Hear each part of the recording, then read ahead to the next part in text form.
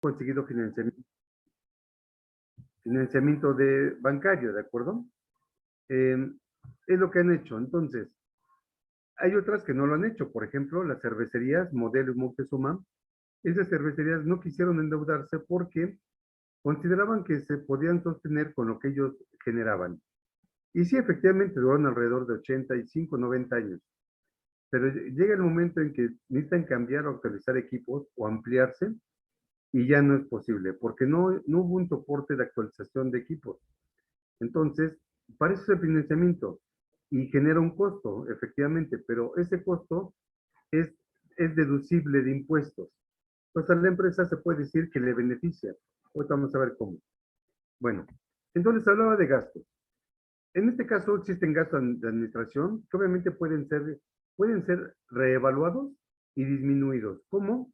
Con una capacitación.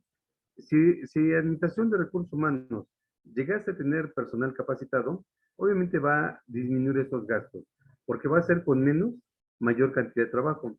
Tiene que ver el hecho de la inversión y el hecho de la capacitación del personal, ¿de acuerdo? Ahora, si hablamos de la parte de operaciones, entonces también ahí se puede capacitar el personal, meter tecnología eh, y evaluar al gerente que es el que va a estar administrando toda esa parte. ¿De acuerdo? Cada uno de estos gastos, aquí aparece tecnología, la comunicación, la investigación y el desarrollo, ¿sí? Así como la administración de inventarios, todo esto con el fin de disminuir costos. Eso lo hacen las empresas frecuentemente. Las empresas son muy dinámicas en ese aspecto. Yo les comentaría que, por ejemplo, un empresario que destina fuerte cantidad de dinero a la capacitación es el señor Slim y Lorenzo Zambrano. Lorenzo Zambrano, bueno, ya falleció el señor, pero continúan sus hijos y llevan la misma mecánica, capacitar a su personal, porque les ha dado excelentes resultados esa capacitación. El señor Slim simplemente se ha traído estrategias de Europa, específicamente de Inglaterra, que le ha llevado a generar riqueza, a maximizar su riqueza mediante estrategias que no tienen que ver directamente con su objeto social. Por ejemplo, sabemos que el señor Slim se dedica a telecomunicaciones, ¿verdad? O las vías de comunicación, telefonía principalmente. Sin embargo, él ha generado mayor riqueza con la compra de empresas que están en quiebra o posible quiebra. La primera la compró en 2005, que fue en 2001, que fue el Globo, la panadería del Globo, que todos hemos podido pensar que hace un ingeniero comprando una panadería. Sin embargo, bueno, él en Sambors tiene panadería y lo que hizo fue levantar la panadería concretamente aplicando la parte de administración que él ya conoce. Y que eso lo hacen todas las empresas que son globalizadas. Todas las empresas que son globalizadas, que ya están en la globalización, lo único que hacen es trasladar todas sus estrategias al país donde llegan. No llegan a copiar nada, llegan a implementar lo que ellos conocen. Y eso es lo que les da buenos resultados. Entonces, en este caso, el señor Slim, bueno, pues se trajo sus colaboradores que mandó capacitar en doctorados y maestrías en Inglaterra, se trajeron estrategias de compra de activos a punto de quiebra. Entonces, él lo que hizo fue empezar a comprar algunas empresas. Compró el Globo primero, después empresa Hades. ¿Por qué? Bueno, pues porque estaban al punto de la quiebra y en ese momento nadie las asesoraba. Nadie le llamaba la atención a esas empresas. Sin embargo, él las adquirió y las reparó. Al Globo lo levantó de manera muy eficiente y efectiva, a tal grado que la pudo vender hasta en 60 veces más de lo que le costó a la panadería más grande del país, que es Bimbo, ¿de acuerdo? Por ahí de 2012, 2013, se la vende a Bimbo, ¿de acuerdo? Luego, Hades la compró la empresa de bebidas de soya, la compró en 2008. Y en 2014 ya estaba reparada la máquina, la empresa ya tenía un flujo muy efectivo de producción, ya generaba riqueza, ya generaba utilidad y se la vende, aprovecha la situación que tiene Coca-Cola en 2014, que es tiempo en donde les prohíben vender productos, el producto de Coca-Cola, los refrescos, en escuelas primarias y secundarias. Esa parte increíblemente disminuyó sus ingresos, a tal grado que la empresa bajó considerablemente su acción. Habrá bajado un 35% su acción en el mercado. Entonces, desapareció el señor Slim y les ofreció la empresa Hades. La compraron, también se las dio a un precio sumamente elevado, aprovechando que la necesidad de Coca-Cola mejorar eso, ¿de acuerdo? Entonces, ¿qué es la parte medular de esto? Bueno, pues que con capacitación, inversión en tecnología, de hecho es uno de los módulos importantes de las empresas, la reinversión. Todas las empresas que llevan a cabo una reinversión y un financiamiento son las empresas que más han generado riqueza. Como les comentaba, el señor Slim con el grupo Carso o con Telcel, es la segunda telefonía a nivel mundial. Solo está por atrás de AT&T, sí, que la líder es Estados Unidos. El señor Slim tiene empresas de telefonía en todo el continente americano. No se ha trasladado a Europa aún, yo creo que no está, pero bueno, se encuentra en el continente americano. Es la segunda telefonía a nivel mundial. Bimbo es la segunda panadería a nivel mundial. Cemex también es la segunda cementera a nivel mundial. Entonces, ¿qué es lo que nos deja como experiencia esta parte? Pues obviamente los gastos que generan en inversión, en capacitación del personal, va a ser productiva. Les va a generar de tal forma que las empresas hoy día han trasladado esta capacitación a la contratación de personal preparado y capacitado. Es decir, la mayoría de las empresas contratan personal ya con carrera, ¿sí? Y los que llevan materia, bueno, pues les dan un mayor resultado a las empresas, ¿verdad? Entonces, todo este tipo de gastos que acabo de mencionar aquí, todos pueden ser disminuidos con con una capacitación, un adiestramiento y llevando a cabo negociaciones con proveedores, por ejemplo, ¿verdad? La diversificación de proveedores también nos puede dar mejores costos en la compra de materia prima. Ahora, dentro de las empresas, tiene que haber una resolución, una, una parte decisoria sobre, por ejemplo, cómo ocupar los desechos. En la historia de toda empresa, se ha logrado encontrar que los desechos generan dinero. Por ejemplo, la parte de los talleres que producen oro, la rebaba del oro, cuando lo lijan, pues eso se vuelve a convertir en oro, ¿verdad? Lo recolectan, lo funden y vuelven a tener pieza, ¿no? O pueden hacer otra pieza de esa recolección. Una parte importante que se ha dado fue, por ejemplo, Walmart. Walmart en 2008 hubo un cambio de administrador en la parte de Walmart. Walmart anteriormente siempre recibió mercancías en cajas, pero siempre tiraba las cajas. Entonces, en 2008 llega una persona, un administrador, que decide no tirar las cajas de cartón. Y bueno, esto le sirve, él sugiere, o lo que hace es resguardarlas y venderlas. Bueno, durante 4 años hizo esa práctica. Y en 2012 logra abrir 4 tiendas en el país, en México, por el hecho del dinero que recolectó de las cajas. Claro, habrán puesto un 10-15% más de dinero para abrirlas, pero eso le permitió a la empresa subir su acción de $12 que la tenía a $62. ¿Sí? Creció fuertemente.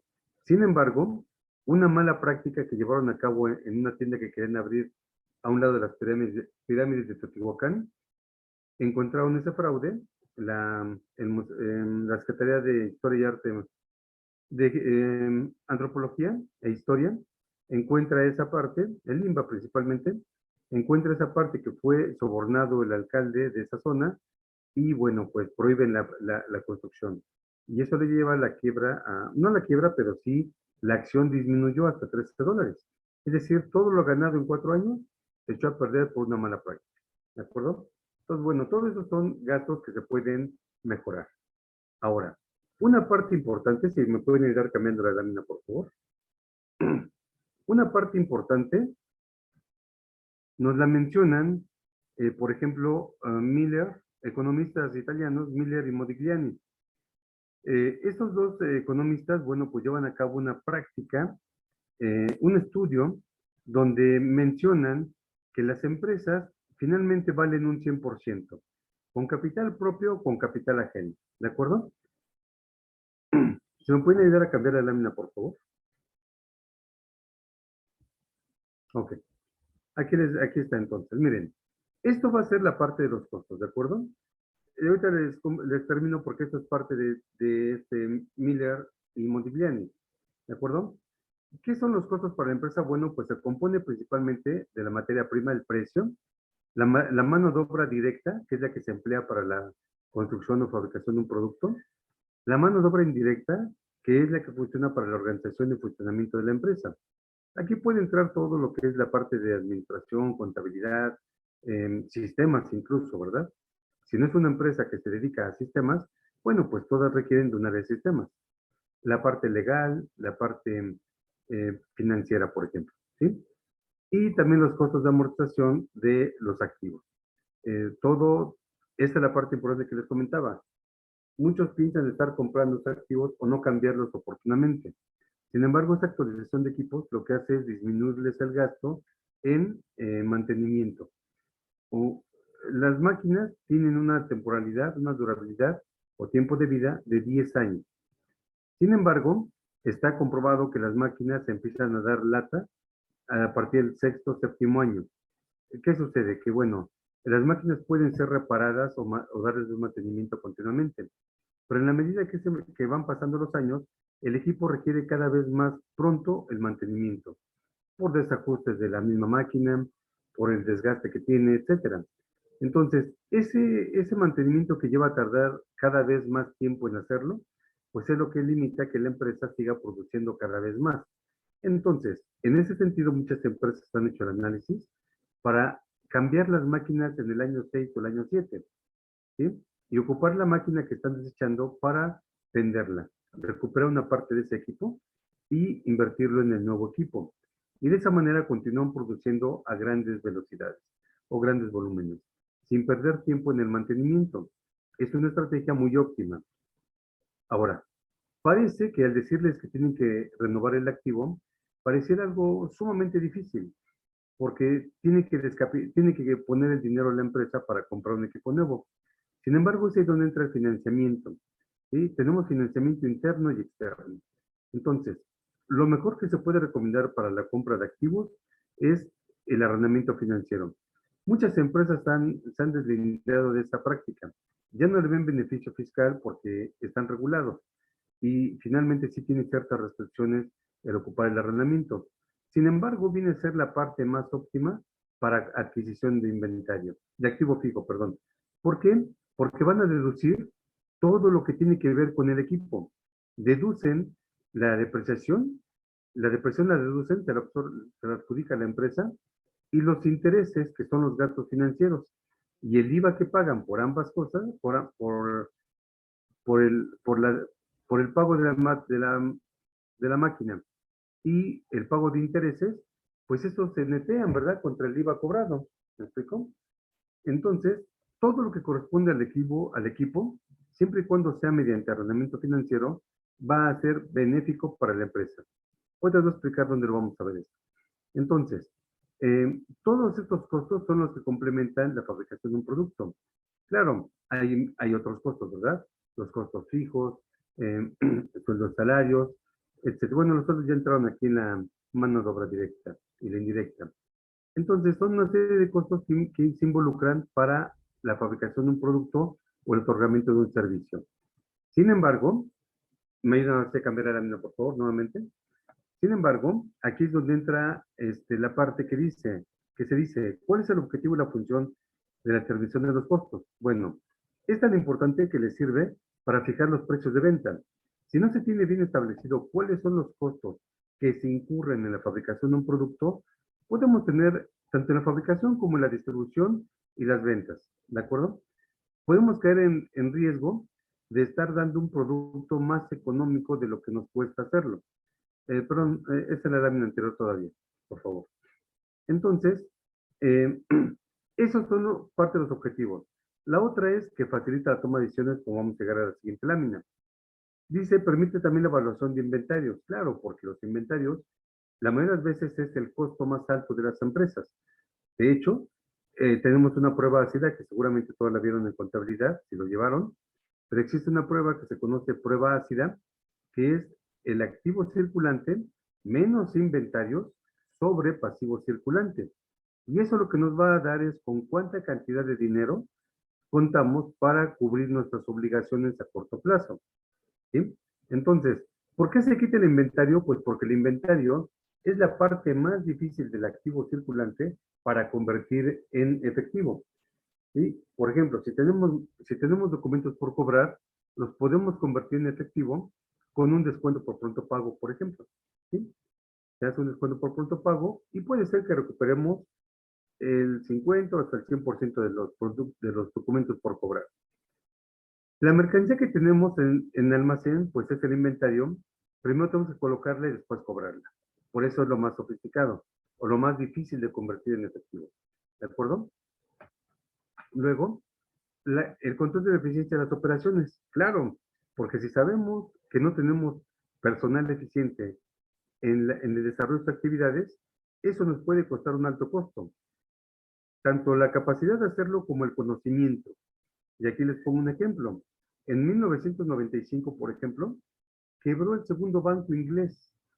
El segundo banco más grande de Inglaterra quebró. El banco Baring. ¿Por qué? Bueno, pues porque estaba en un área de mercado de derivados una persona que llegó pues con muchas ideas, ¿verdad? Pero se puede decir que eran sus primeras experiencias. Entonces, llevó a cabo una mala práctica que fue el hecho de querer invertir en derivados, cuando los derivados realmente vienen a ser instrumentos bursátiles e instrumentos financieros de cobertura. Cuando hablamos de cobertura, es una especie de seguro, ¿de acuerdo? Es una especie de seguro que nos garantiza un precio determinado en un futuro, ¿sí? Hoy se puede comprar por ejemplo, escuché en la mañana, el, el futuro o el derivado de el petróleo, ¿no? Hoy se calcula en 55.71 pesos el barril, pero se calcula que en un futuro esté en un 87%. ¿Qué hacen los que compran un futuro, un derivado de petróleo?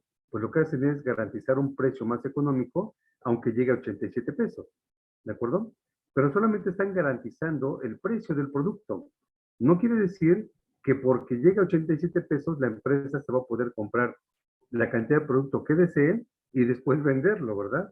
Porque la empresa seguramente no se dedica a eso. Entonces, algo similar hicieron en Banco Baring, que el caso fue que el dólar, el derivado no creció en ese momento. El subyacente no creció. El subyacente disminuyó de valor. Y entonces ellos tuvieron que pagar un precio más elevado de lo que habían pactado. Obviamente eso pues les llevó a la quiebra. Y no fue el único, porque aquí en México tuvimos otro quebrante. Igual, no fue de banco, fue de la comercial mexicana. La comercial mexicana igual. Apostó al crecimiento del valor del dólar, del tipo de cambio. Estaba en 15 pesos y se esperaba que subiera a 22 pesos en 2012. 2014, perdón, 2014-2015. Estaba en 15 pesos, 15 y se esperaba que llegara a 22 pesos.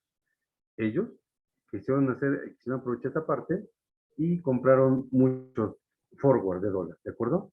Pero el dólar bajó a 12 pesos, 12.38. Entonces, ellos tuvieron que comprarlo a 16, 17 pesos más o menos, cuando el dólar estaba en el mercado sumamente económico.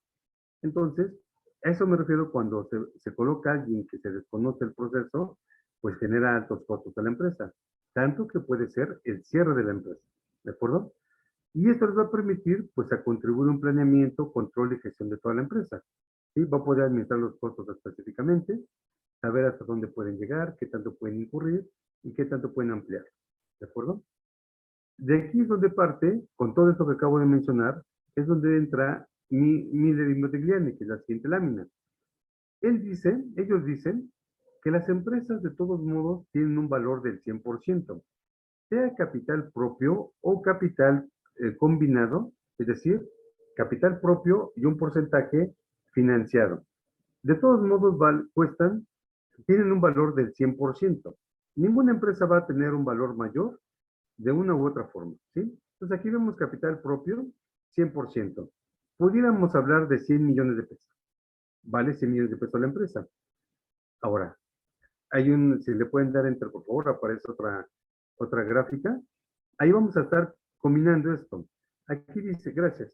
Aquí tenemos un 60% de capital propio y un 40% de capital ajeno.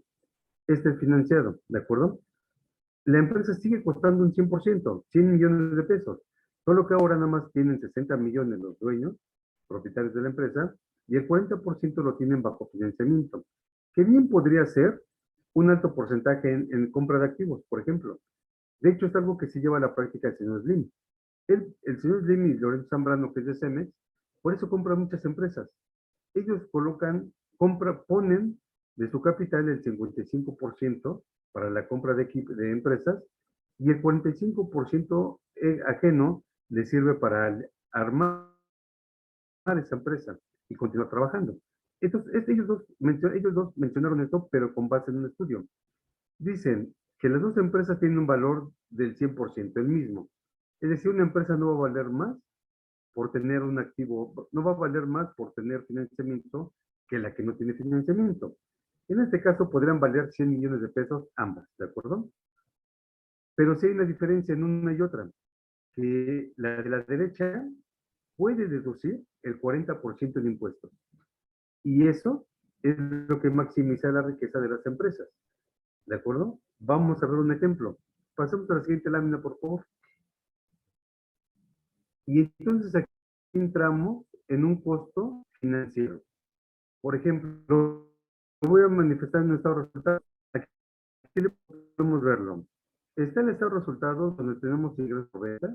Tenemos un costo del ingreso, lo que cuesta prima. Aquí se contabiliza todo lo que se utiliza para el producto, ¿de acuerdo? Todo lo que se utiliza para la fabricación del producto.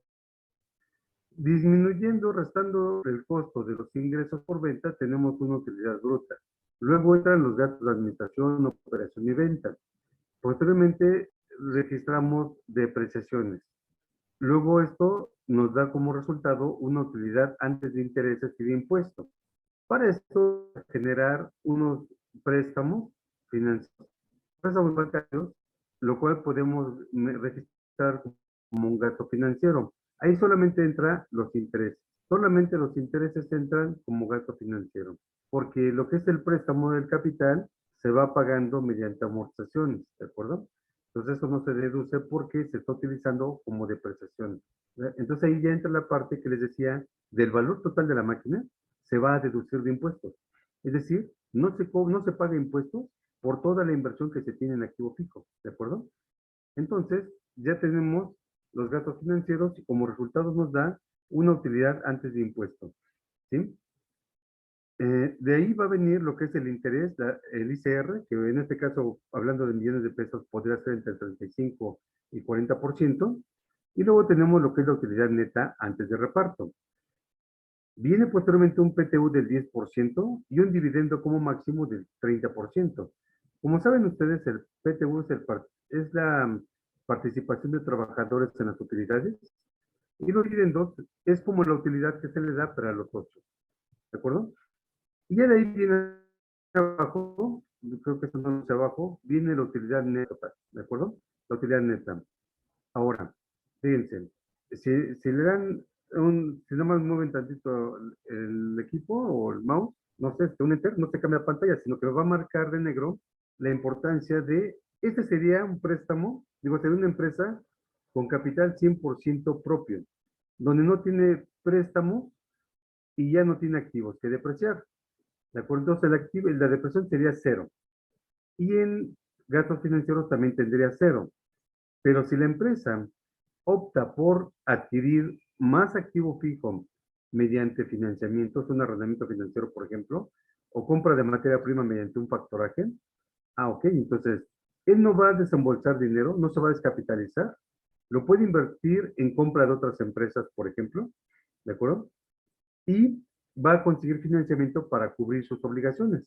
Por ejemplo, compra de materia prima, es un factoraje, por ejemplo, ¿sí? Y ya aquí tendrían un costo que intervino, pero sin haber desembolsado el 1 centavo. ¿De acuerdo? Entonces, aquí procedería a comprar activo fijo también, y entonces ya tendríamos que depreciar, un activo que depreciar. Podrían utilizar cualquier tipo de depreciación, hay 5 tipos, ¿verdad? La más común que utilizan es la de la lineal, ¿sí? Solamente dividimos el activo sin IVA en 10 años si fuera maquinaria, y ese va a ser nuestro monto a depreciar, ¿de acuerdo?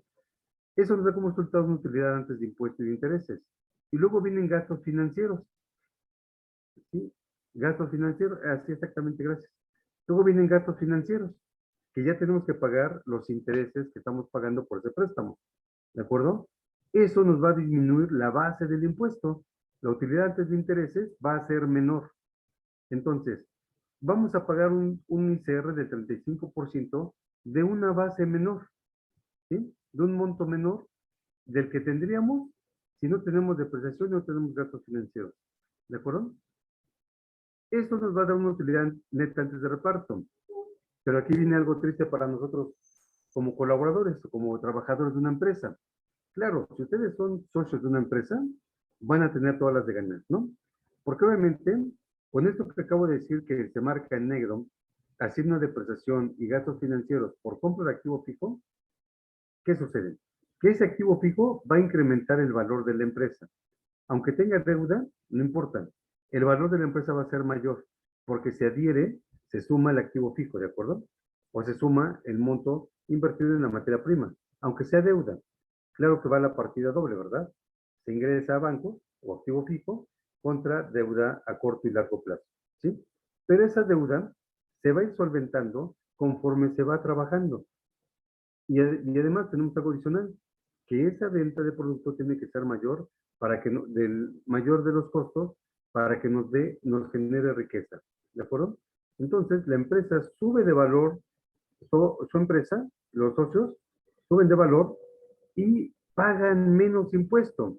Es decir, con lo que se ahorran de impuesto, cada vez que van disminuyendo su base del impuesto, ellos consiguen con eso cubrir prácticamente lo que están pagando de capital por el equipo adquirido, ¿sí? O más de los intereses, porque les decía, no nada más es la depreciación lo que disminuye hasta el impuesto, sino que el PTU lo van a repartir una menor cantidad. Y de dividendos también, solo que a los socios no les preocupa eso, porque su empresa continúa creciendo de valor. A eso es a lo que se le llama maximizar la riqueza. ¿De acuerdo? Y en este caso participan muy bien los costos financieros. ¿Sí? Entonces, ¿qué tiene que observar una persona que va a estar emprendedora? Pues ver la forma de cómo se va a financiar. Incluso, aunque no sea con un banco, digo, tengo un alumno que acaba de abrir un gimnasio y consiguió cerca de 2,5 millones de pesos con familiares y les está pagando el 15% de intereses. Los familiares están felices, ¿verdad? Porque obviamente les pagan el triple de un banco les paga usted el 5%, y él está pagando una tasa baja con respecto a un banco, ¿sí? Entonces, y aprovecha todo lo demás que tiene, ¿sale? Entonces, esa parte de ahorro del PTU, por ejemplo, pues obviamente distribuyen menos utilidad a los trabajadores. Esa es la parte triste que les decía para los trabajadores. Si ustedes preguntaran a sus papás o a sus abuelos, hubo un cambio de esta parte de disminución del pago de utilidades que se presentó exactamente en 1991. Es decir, antes del 91 había grandes utilidades. Para el 91 disminuyeron considerablemente las utilidades. La causa fue porque hubo ese cambio de reinversión en la empresa. Las empresas mexicanas aprendieron, con base en las estadounidenses, a empezar a reinvertir más en la empresa o a diversificar su capital, ¿de acuerdo? De tal forma que lo que hacen es adquirir capital, activo fijo o préstamos y de esa manera disminuyen su base para el reparto de utilidades. ¿De acuerdo? Esto, obviamente esto generaría un ejercicio más amplio, hacerlo para poder saber cuánto es lo que nos lleva hacer el ahorro, vaya. ¿De acuerdo? ¿Podemos pasar a la última lámina, por favor? Porque lo que les voy a explicar es que para obtener estos financiamientos, hay de diferentes formas. Una va a ser financiamiento propio. Aquí tenemos que aplicar la fórmula de costo de capital. ¿Sí? Y el costo de capital, obviamente, se utilizan algunas variables macroeconómicas. Claro, macroeconómicas y también la propia de la empresa. Es decir, ¿cuánto damos de rendimiento a los socios? Si ya es una empresa que tiene acciones, pues sabemos cuánto es lo que les puede dar.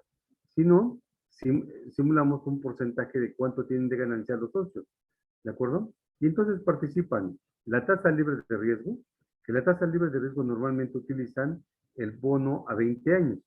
Cualquier empresa utiliza normalmente esa tasa porque es una tasa fija durante 20 años. Entonces sería una tasa libre de riesgo, ¿de acuerdo? Eh, esa es la tasa libre de riesgo. Luego utilizan la beta de la empresa, que la beta se calcula de las acciones de la empresa. y luego sacan una prima, que es el diferencial entre la renta la tasa del mercado contra la tasa libre de riesgo. ¿Sí? Una resta solamente, eso se multiplica por la beta y luego se le suma a la tasa libre de riesgo. Y de esa manera obtenemos un financiamiento propio, que es el costo de capital. Y de esa manera sabemos cuánto cuesta invertir nuestro dinero en la empresa. ¿De acuerdo? Luego viene un financiamiento bancario, que esta incluye una tasa de interés. Una tasa de interés. En este caso, para estas, bueno, ya es para todo. Aquí me iba a detener, pero no. Porque entonces es un financiamiento de interés. Un financiamiento bancario que es una tasa de interés. Esa tasa de interés se tiene que pagar al banco periódicamente. Normalmente son mensuales. El plazo puede ser de 1 año hasta 5 años. ¿Sí? Ya hay un crédito, un financiamiento, que es un crédito hipotecario, pero es arrendamiento hipotecario, porque el crédito, bueno, pues es crédito y está a 20 años. Pero ya dieron de alta desde hace como unos 8 años lo que es el arrendamiento hipotecario, ¿sí? Que lo que hacen ahí es otorgar la compra de un inmueble a 20 años. Es el periodo más largo de un financiamiento, ¿de acuerdo? El más corto, pues, es de 2 años, que son los equipos de cómputo, ¿de acuerdo? Los equipos de transporte son a 4 años, el inmueble a 20, la maquinaria a 5 años, eh, equipo de oficina también a 5 años, y ya, ¿de acuerdo? Entonces, tenemos la tasa el financiamiento bancario y también cuando la empresa ya tiene cierto tiempo, puede emitir bonos. ¿Sí? Si ya tiene la capacidad de pago, puede emitir bonos para cubrir proyectos. La emisión de bonos y de acciones son para hacer proyectos, ¿de acuerdo? Son para hacer proyectos. Obviamente el bono les ofrecen a los inversionistas una tasa de rendimiento, ¿sí? Y con la emisión de acciones se ofrecen ganancia y dividendos. La ganancia se da porque la empresa sube de valor, lo que les comentaba hace un momento. Si la empresa compra activos, eso puede ser un preámbulo para que suba de valor la empresa. Todas las acciones suben de valor, ¿de acuerdo? Y los dividendos se crearon para mitigar, se crearon realmente para ser atractivo para los socios, para los inversionistas. A un inversionista le dicen, te voy a dar un dividendo como Grupo México que lo da trimestralmente, por ejemplo, y es un premio adicional a las ganancias, ¿de acuerdo? Entonces, pues es un atractivo para los inversionistas, pero también queda la idea de que lo hicieron para mitigar la pérdida que tienen las acciones en un momento dado. Si la acción cuesta 100 pesos y baja a 95 y luego les dan 3 pesos de dividendo, pues ya la pérdida es menor, ¿verdad? Entonces, ya está la emisión de acciones con ganancia y dividendo. Bueno, todo esto se puede calcular mediante un cálculo, un costo de capital promedio ponderado, ¿de acuerdo? Donde se toman valores de todos estos financiamientos y lo que se obtiene es la tasa mínima de la inversión. ¿Por qué? Bueno, pues porque el financiamiento propio normalmente sale entre un 12 hasta un 14% de cualquier empresa, entre 10 y 14%. Un financiamiento bancario está entre el 20 y 36%. ¿De qué depende que consiga un 20% de su capacidad de pago? Si es una empresa que sí tiene capacidad de pago amplia, pues es un 20%. Si tiene mayor riesgo por su falta de capacidad de pago, puede ser una tasa hasta el 36%. Entonces, vamos a poner un intermedio, 30%. La emisión del bono pueden pagar hasta un 7-8% del bono anual, ¿de acuerdo? Y la emisión de las acciones está entre un 9 y 10% a través de los años, no es en los primeros 5 o 10 años. En esos años se gana un 7-6% de rendimiento, pero ya pasados 10 años ya se empiezan a obtener ganancias del 8% hasta el 10%. En México, si fuera un portafolio internacional, tendrían más ganancias los que invierten en acciones. Por este caso no, ¿de acuerdo? En México está entre el 8 y el 10%. Y todo esto se podría calcular mediante un costo de capital promedio ponderado para determinar cuál sería nuestra toma de decisiones para ver cómo nos vamos a financiar. ¿Cómo sería lo más óptimo? Bueno, por lo más óptimo, yo les podría decir que sería mediante la emisión de bonos y la retención de dividendos y utilidades, que son los financiamientos más bajos que existen, ¿sí? Porque a los socios se les da una tasa similar a su ganancia. Por ejemplo, Hablamos de un 10 a un 14%, ¿sí? Pero en un 23, 30% que se paga a los bancos. Independientemente de que el préstamo de bancos nos ayuda con el escudo fiscal. Fue lo que les comenté hace un momento. Se conoce como escudo fiscal la utilización de los activos, la depreciación, menos los gastos financieros para disminuir la base de impuestos. A esa parte del estado de resultados se le conoce como escudo fiscal. ¿De acuerdo? Y bueno, no sé si todavía nos queda mayor tiempo, pero esa era la parte principal que quería llegar de los costos de financiamiento en una empresa, porque es la parte que muchas veces los empresarios no quieren llegar a tocar por el temor de estar pagando intereses y que genera un alto costo a sus productos. Pero no, no es así. El poder comprar un activo hoy, lo que nos puede generar es mayor producción. Es como pensar, por ejemplo, ¿qué pasaría si ustedes ahorita tuvieran oportunidad de comprar una casa con un préstamo bancario? Que la casa les puede costar 2 millones de pesos. ¿Qué esperarían? ¿Poderla comprar de una vez con un crédito hipotecario o esperar a juntar los 2 millones de pesos? ¿Verdad? Entonces, para juntar los 2 millones de pesos, pues sí pasarían, yo creo, unos 18, 20 años, o tal vez menos, ¿no? Pero pasaría un tiempo, ¿me explico? Y no se podría aprovechar el uso de esa casa. Las empresas lo hacen igual. Si tienen necesidad de máquinas, prefieren comprarlas ahorita, en este momento, mediante un financiamiento que es el arrendamiento financiero, en lugar de esperar a reunir el dinero y comprarlo. Porque ha habido grandes pérdidas de negocio por esa falta de oportunidad. Ha habido empresas que esperan a reunir dinero o no quieren endeudarse, y otra empresa les gana el mandado o les gana la idea de hacer negocio. Y un ejemplo muy claro les voy a expresar rápidamente. Por ejemplo, por ahí del año 2000, 98, 99, casi el 2000, había un banco, ya se fusionó con Banorte, era el Banco de Interacciones. Era el banco más pequeño que existía en el país. 1,700 empleados. 1,700 empleados, ¿de acuerdo? Era el banco más pequeño.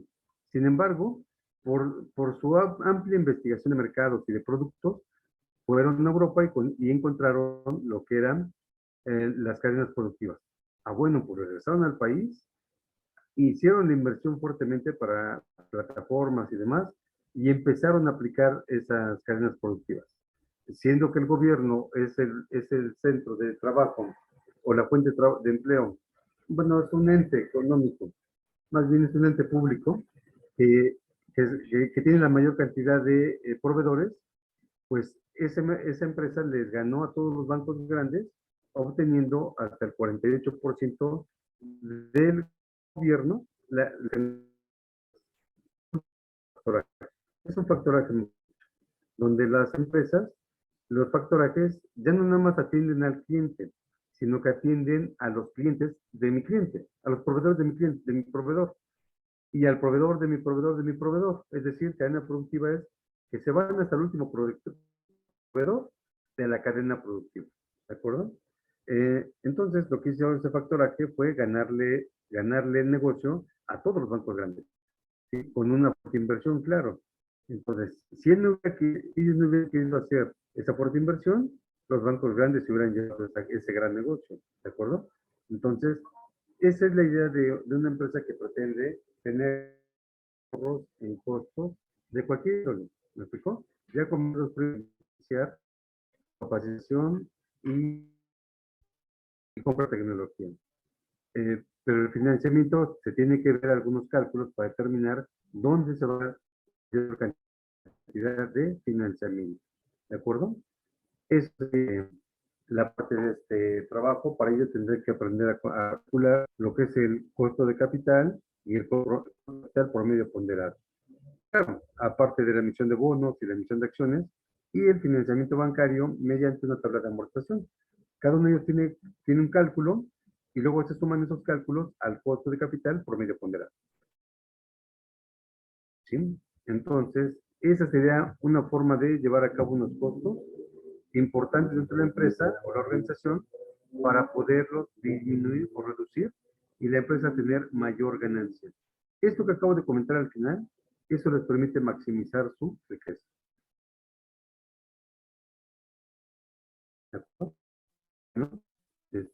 Si no, por mi parte, ya todo lo que tendré que comentarles de costos. Muchas gracias. Muchas gracias, maestro Felipe Flores. Agradecemos la participación en estas cuestiones financieras de costos y también de presupuestos que son importantes para lo que son la toma de decisiones dentro de cualquier organización, cualquier empresa que requiera pues escalabilidad y crecimiento. Y pues preguntar a nuestros asistentes si tiene alguien alguna pregunta específica con base a lo que estuvo exponiendo el conferencista, alguna inquietud o comentario. Pueden escribirla en el chat. No sé si existe alguna pregunta para el maestro Felipe Flores. También comentarles mientras ustedes hacen las preguntas que tendremos nuestras siguientes conferencias de Business Intelligence el día 26 de octubre y Creatividad y Storytelling para tu negocio el día 28, ambas con un horario de las 5 de la tarde. Entonces, bueno, no sé si exista alguien que quiera hacer alguna pregunta al respecto. Si no, estaremos pues prácticamente ya casi dando por concluida esta conferencia. Y pues compartir la pantalla, por favor. No sé si alguien del equipo me pueda apoyar en compartir el reconocimiento para el maestro Felipe Flores, por favor.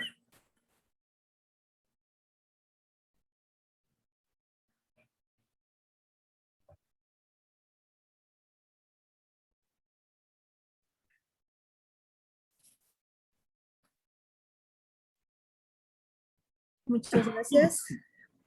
Y bueno, ya que no hay preguntas, vamos a dar por concluida esta conferencia agradeciendo el tiempo y la asistencia a cada uno de ustedes y también al maestro Felipe. Y leo alcance lo siguiente. La Universidad Nacional Autónoma de México, Facultad de Ingeniería, otorga la presente constancia al maestro Felipe Flores Velázquez por la participación de la conferencia Costos y su importancia en la toma de decisiones empresariales dentro del programa anual de capacitación del 2021. Gracias del Espíritu, Ciudad de México, Ciudad Universitaria, Ciudad de México, 21 de octubre del 2021. Firman la maestra Silvina Hernández García, la jefa del Departamento de Ingeniería Industrial, y el doctor Javier Noé Ávila Cedillo, gerente de la incubadora de empresas Innovaunam Ingeniería. Y bueno, antes de irnos, para no pasar aquí desapercibida las preguntas, nos pregunta nada más María Elena Villascan Medina, ¿qué curso nos recomienda para saber más sobre el tema respecto de lo que es esta temática de los costos, maestro? Sí, mira, podría ser en dos partes. Uno podría ser Finanzas 1, por ejemplo. Toda la parte de los créditos se da en Finanzas 1, el cálculo de intereses simples, el cálculo de tablas de amortización, por ejemplo, porque la tabla de amortización participa en las anualidades. Entonces, anualidades anticipadas y vencidas. Entonces, esa sería la parte de cálculos y finanzas corporativas. Cualquier curso de finanzas corporativas les va a dar prácticamente todos los temas, salvo, es que tocan interés simple, pero como un periodo, vaya, es como, ¿cuánto pagaría de interés simple por 100,000 pesos? Ah, bueno, pues, si es el 20%, pues 20,000 pesos, ¿sí? Pero para hacer un trabajo de amortización, pues es más como finanzas 1 o finanzas 2 si tienen la materia. De todos modos, lo que más puede abarcar para este tipo de estrategias, pues es finanzas corporativas. Es donde se tiene la mayor parte, ¿vale? Sí, el estado de resultados es lo que muestra las ganancias de una pérdida o ganancia. De hecho, así se llamaba antes. Es el estado financiero de pérdidas y ganancias. Ese estado financiero lo que les da es el resultado de la productividad de la empresa. Cuánto tienen ventas y le quitan todos los gastos, le van restando gastos, como son, les decía, costo de la materia prima, luego se le quitan los gastos de administración, venta y operación, luego se les quita depreciación, se les quitan intereses pagados, o sea, gastos financieros, se reduce también, se disminuye, se resta lo que son los impuestos y al final se tiene una utilidad neta antes de reparto. Esa parte es contable y obviamente sale de todas las facturas que se tienen de las ventas. Eso sale simple y llanamente de todas las facturas que se vende el producto. Es decir, todas las empresas tienen la obligación de emitir una factura tanto por la venta de mercancías como por la compra de mercancías. ¿Sí? Entonces, lo que hacen es, mientras facturas, sumarlo y ese es el ingreso por ventas. Los costos, pues es la compra de las mercancías. También suman todo lo que implica la fabricación del producto. Solamente materias primas es lo que entra a costos por los ingresos de venta. Y ya lo que viene a ser gastos de operación, gastos de venta y gastos de administración, normalmente juegan ahí, participan mucho sueldos y salarios, lo que son compra de papelería, renta, predio, luz, agua, casi todos los costos fijos, casi todo lo que son costos fijos que se requieren para producir un producto, pero que no participan, no están dentro del producto. Por ejemplo, la luz, pues se utiliza para las máquinas, pero no hay luz dentro del producto, vaya. Entonces, son los costos fijos, ¿de acuerdo? Entonces, los costos variables tienen que ver todo con lo que es la materia. Entonces, maestro, ¿usted qué sugiere con esto? Bueno, Castelia. Entonces, todo esto viene en la primera parte. Cuando hablamos de gastos financieros, la depreciación de las máquinas, no sé si lo han visto en la materia ustedes, en la carrera, pero la depreciación es saber cuánto se desgasta el equipo a través de los años. Entonces, la depreciación la deducen, la sacan, la calculan, simplemente con el monto de la factura, le quitan el IVA y ese monto lo dividen dependiendo de la depreciación. La maquinaria se deprecia en 10 años, el equipo de transporte en 4 años, el equipo inmobiliario de oficina en 10 años, equipo de cómputo en 3 años, ¿de acuerdo? Entonces, se divide entre los años que le corresponde y ya se tiene la depreciación y ya se registra en el estado de resultados. Ya luego pasamos a los gastos financieros que corresponde a todos los intereses que le pagan a cualquier institución financiera, sea por crédito hipotecario, por materia prima, por lo que paguen, se le paga a esa institución y se registran ahí. Y el impuesto, pues tienen que ver dónde entra en la empresa. Ya cuando hablas de millones de pesos, ya se paga arriba del 35%, generalmente. Entonces, mínimo sería el 35% para una empresa, ¿de acuerdo? Es la forma como lo tendríamos que estar analizando ese estado financiero y todo va con información de la contabilidad, ¿de acuerdo? Bueno, también rápidamente nos agradece, felicita Rosa Sandoval al maestro Felipe y comenta que al momento de empezar un plan de una empresa y tener solo un estimado de los costos, para cuando acuda a algún asesor profesional puede pedirle algún tipo de curso en especial para la cuestión de mis costos o más bien con qué tipo de asesores me puedo acercar para que me apoye a la correcta estimación de los mismos. Rosa, bueno, ahí tenemos el correo del maestro Felipe Flores, b91@gmail.com. También puedes enviarnos un messenger a través de la página de la Facultad de Ingeniería en Facebook. Ahorita le voy a pedir a uno de mis compañeros si por favor anota la página y ahí puedes consultar y pedir mayor orientación al respecto. Y la última pregunta ya para cerrar la conferencia, maestro Felipe, habla acerca de una pregunta sencilla que hace Luis Daniel y dice, ¿usted sugiere, qué sugiere con respecto al ejemplo de una inversión de la casa? ¿Sí es un negocio viable? Ok. Sí, digo, realmente es un negocio tan rentable que de hecho es muy recomendado por el autor de libros de Padre Pobre, Padre Rico, Robert Kiyosaki, que hoy día se dedica a las bienes raíces. Es recomendable porque obviamente las casas se aprecian. Así como hablaba de una depreciación de los equipos, eso es contable, ¿de acuerdo? Los activos todos se deprecian contablemente, pero consideremos que es el único activo que sube de valor, son las propiedades, las casas.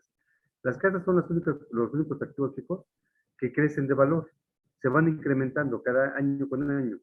No así los automóviles, no así la maquinaria, porque esos se desgastan.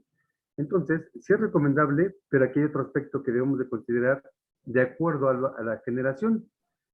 A mí si me preguntan, considero que, que mi generación, ¿sí? Que mi generación, somos muy viables a estar comprando activos de casa, vehículos, ¿no? Por ejemplo.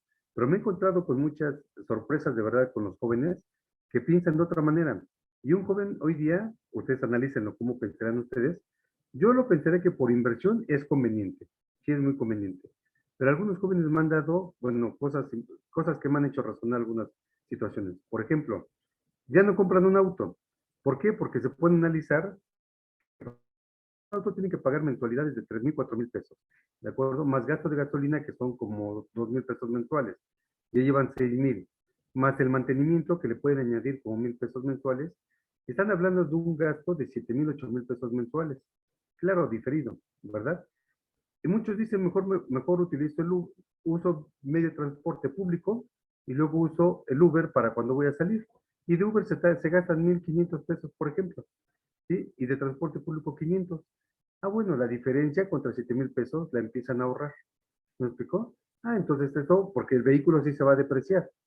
Entonces, eso me parece razonable. Ahora, las casas.